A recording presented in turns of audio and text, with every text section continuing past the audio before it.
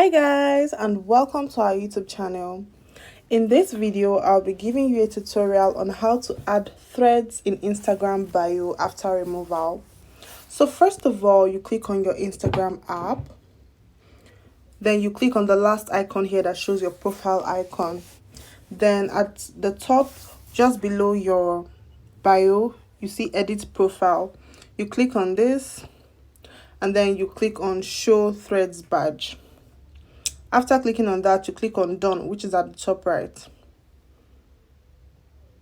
Then it will be added to your bio. For you to go to threads, you can easily just tap on this and then it switches automatically to threads app. So for you to remove this, you can also do the same thing. Edit profile, show threads badge, you turn it off and then you click on done.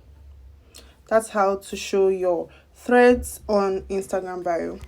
I hope this video has helped you out. Don't forget to give this video a big thumbs up and stay tuned for more tutorials in the future.